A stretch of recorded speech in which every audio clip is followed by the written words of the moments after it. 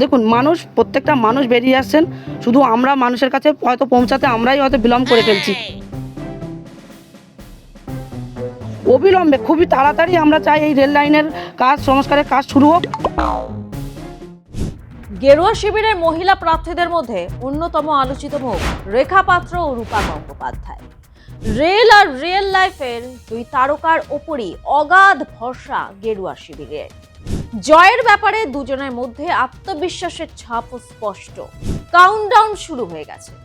এবছর রাজ্যে দুদফায় ভোট, তাই সময় নষ্ট করতে রাজি নয় কেউই। প্রথমেই আসা যাক রেখা পাত্রের নির্বাচনী প্রচারে। চলবে কিন্তু আপনারা আমরা কোনো সুবিধা পাইনি, হয়তো 100%-এর ভেতরে 10% পেয়েছে আর 90% মানুষ পায়নি। তার একটা উদাহরণ ভারতীয় জনতা পার্টির হাতে আমরা সঁপে দিয়ে আমরা হিঙ্গলগঞ্জকে বাঁচাই, হিঙ্গলগঞ্জের মা বোনকে বাঁচাই। সরাতে হয়, হটাতে হয়, তাহলে এই তৃণমূল সরকারকে বিসর্জন দিতে হবে। সন্দেশখালী প্রতিবাদী মুখ রেখা পাত্রকে হিঙ্গলগঞ্জে প্রার্থী করেছে বিজেপি। প্রথম থেকেই ঘরের মেয়ের বডি ল্যাঙ্গুয়েজেই প্রচার অভিযান শুরু করেছেন তিনি। হিঙ্গলগঞ্জের দুলদুলি এলাকায় নির্বাচনে দলীয় কার্যালয়ের উদ্বোধন করেছেন তিনি।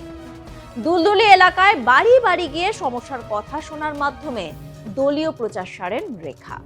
ক্ষমতায় এলে হিঙ্গলগঞ্জবাসীর জন্য আগামী পরিকল্পনার কথা জানান তিনি। অবশ্যই ওনাদের যে দাবিগুলো আছে সেই দাবিগুলো থাকবে, এবং আমাদের যে কেন্দ্র থেকে যে আমাদের প্রকল্প সেগুলোও আমাদের থাকবেন। প্রথমত থাকবেন, দেখুন, হাসনাবাদ থেকে আমাদের স্বরূপনগর যে আমাদের যে ব্রিজ হওয়ার কথা ছিল বর্ডার শেষ প্রান্ত অবধি, যে 2009 সালে যে মমতা সরকার, এই তৃণমূল সরকার যে বন্ধ করে দিয়েছিল, আমরা ক্ষমতায় আসার পরে আমরা অবিলম্বে খুবই তাড়াতাড়ি আমরা চাই এই রেল লাইনের কাজ, সংস্কারের কাজ শুরু হোক, এবং এখানকার এই হিঙ্গলগঞ্জবাসীরা বিভিন্ন ব্যবসা এবং কাজের সাথে যুক্ত হোক, এবং যারা এখান থেকে বাইরে যায়, কলকাতার মধ্যে যায় গ্রাম থেকে, এই হিঙ্গলগঞ্জ থেকে, তারাও খুব সাধারণভাবে খুব সহজভাবে যেতে পারে যেন, সেইটাও তাদের আমরা সুনিশ্চিত করতে চাই। দীর্ঘদিন ধরে পানীয় জলের সমস্যায় ভুগছেন হিঙ্গলগঞ্জবাসী। চাইলেই সমস্যার সমাধান করতে পারত রাজ্য সরকার, চাইলেই করতে পারত জলের লাইন। এদিন রাজ্য সরকারের উদাসীনতা নিয়ে ক্ষোভ প্রকাশ করেন সন্দেশখালীর প্রতিবাদী মুখ রেখা পাত্র। যারা তৃণমূল করেন, তৃণমূলের বড় বড় নেতা, যারা লিডার আছেন, তাদের ঘরের সামনে গিয়ে একটা মার্শাল বসিয়ে দিচ্ছেন, দিলে সেটাকে ঘেরে একটা লোহার ব্যারিকেড করে সেখানে তালা মেরে দিচ্ছেন। যারা তৃণমূল করে তাদের জল দেওয়া হবে, যারা তৃণমূল করে না তাদের জল দেওয়া হবে না। আর এই দিদির বাড়িতে আসলাম আমরা, বাড়িতে দেখুন সবজি কেটে কিসে ধুচ্ছে, পুকুরের জলে। চালটা কিসে ধুচ্ছে, পুকুরের জলে। শুধু চালটা ধুচ্ছে বলে নয়, এই চালটাও কিন্তু ফুটাচ্ছে, মানে ভাতটাও বানাচ্ছে পুকুরের জলে। তাহলে এই মানুষটা খাবারের জল আনতে যাচ্ছে, খাবার জল আনতে যাচ্ছে এখান থেকে 2 কিলোমিটার 3 কিলোমিটার দূরে। তাহলে এখানে বুঝতে পারছেন হিঙ্গলগঞ্জের দুরবস্থাটা কোথায়। হিঙ্গলগঞ্জের মানুষ এই রোদে, এই চৈত বৈশাখ মাসের রোদ গরমে আজকের মানে রোদে পুড়ে আজকের বাইরে জল আনতে যাচ্ছে। তাদের ঘরে আজকের একটা ট্যাপ নেই, তাদের ঘরে যে আমাদের যে জলের লাইনগুলো, সেই লাইনগুলো আজকে রাজ্য সরকার করে দেয়নি। এই রাজ্য সরকার শুধুমাত্র নিজের ভোট বাক্সের জন্য মানুষের সর্বনাশ করে দিয়েছেন। নির্বাচনী প্রচারে রাজ্যের একাধিক প্রকল্পের বাস্তবায়ন না হওয়া নিয়ে সরব হন রেখা পাত্র। তৃণমূলের বিরুদ্ধে দুর্নীতির অভিযোগ তোলেন রেখা। আমরা মানুষের পাশে থাকতে চাই। আজকের এই দিদিভাইয়ের বাড়িতে এসেছি। দিদিভাইয়ের হাজব্যান্ডের নাম হচ্ছে রণজিৎ দাস, এনার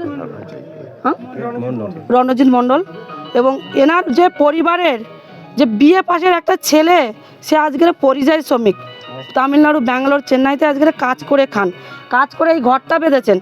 আর তৃণমূল সরকার বলেন যে আমরা বাংলার বাড়ি দিচ্ছি, যে কেন্দ্র সরকারের যে আবাস যোজনা সেটাকে বাংলার বাড়ি বলে পরিচালনা করে দিয়েছেন।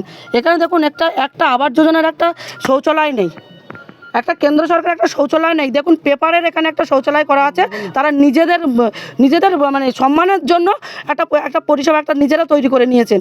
এখানে এইরকম অবস্থা, এই তৃণমূল সরকার আজকে দুর্নীতি করতে গিয়ে, কূটনীতি করতে গিয়ে আজকের এই হিঙ্গলগঞ্জবাসীকে আজকে এমন একটা জায়গায় ফেলে দিয়েছেন যে হিঙ্গলগঞ্জবাসী আজকে অপদস্থ।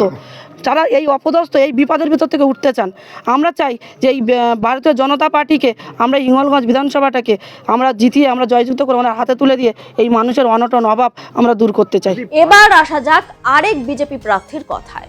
এবার সোনারপুর দক্ষিণে বিজেপি প্রার্থী রূপা গঙ্গোপাধ্যায়, আর তার মূল প্রতিদ্বন্দ্বী তৃণমূল প্রার্থী লাভলি মৈত্র।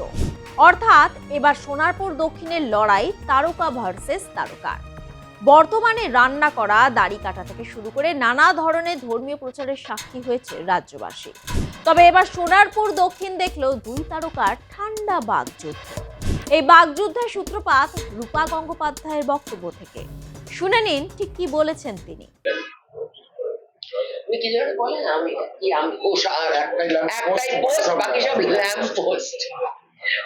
তার মানে আমাদের এখানকার প্রার্থী ল্যাম্প পোস্ট ছিলেন। আমি বললাম না আগের উত্তরে, সবাইকে ল্যাম্প পোস্ট ভাবেন তো, ওই জন্য পাত্তা দেন না কাউকে, ওই জন্য কারো হয়ে কিন্তু কাজও করে দেন না।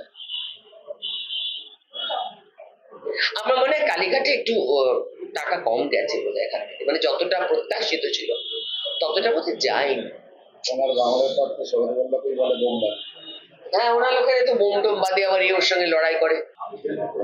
আমি বলছি যে এইখান থেকে সোনাপুর দক্ষিণ থেকে কম টাকা গেছে হয়তো কালীঘাটে। মানে এত উনি মানে এত অবহেলা কেন? উনি নিজেই বলেন যে আমি সব, তো উনি তো একটাই পোস্ট, বাকি সব তো ল্যাম্প পোস্ট। তৃণমূলে একটাই পোস্ট, বাকি সব ল্যাম্প পোস্ট। কালীঘাটে টাকা কম যাওয়ার অভিযোগ তুলে তিনি আরো বলেন, সোনারপুর দক্ষিণে উন্নয়নের ক্ষেত্রে অবহেলা করা হয়েছে, বরাদ্দ টাকা ঠিক মতো কাজে লাগানো হয়নি বলেও অভিযোগ তোলেন তিনি। ল্যাম্প পোস্ট মন্তব্যে পাল্টা জবাব দিতে ছাড়েননি তৃণমূল প্রার্থী লাভলি মৈত্র।